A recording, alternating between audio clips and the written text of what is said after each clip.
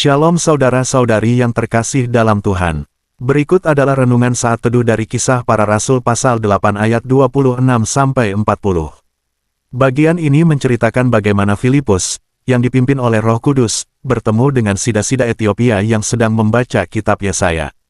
Filipus menjelaskan arti firman yang dibaca, dan hasilnya sida-sida itu percaya kepada Yesus Kristus dan dibaptis.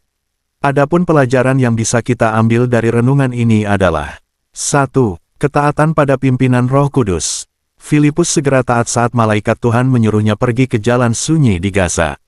Tindakan ini mengajarkan kita untuk peka dan taat terhadap panggilan Tuhan, meskipun itu tampaknya tidak masuk akal atau sulit.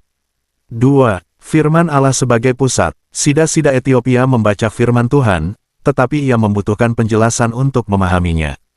Filipus dengan setia menjelaskan firman dan memberitakan Injil Yesus Kristus. Firman Tuhan adalah pusat iman kita. 3. Kesediaan untuk memberitakan Injil. Filipus tidak hanya menjelaskan firman, tetapi juga menjawab kebutuhan rohani sida-sida Etiopia. Ini menunjukkan pentingnya kesediaan kita untuk berbicara tentang Yesus kepada orang-orang yang Tuhan tempatkan dalam hidup kita. 4. Keselamatan dan respons iman. Sida-sida merespons Injil dengan sukacita dan segera dibaptis sebagai tanda iman. Ia meninggalkan tempat itu dengan hati yang penuh sukacita. Mari renungkan ini. Apakah kita terbuka untuk mengikuti bimbingan Roh Kudus dalam kehidupan sehari-hari? Sudahkah kita meluangkan waktu untuk membaca, memahami, dan membagikannya kepada orang lain?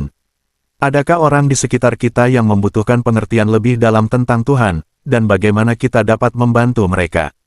Sudahkah kita menunjukkan sukacita dalam iman kita kepada Kristus dan bagaimana iman kita menghasilkan tindakan nyata?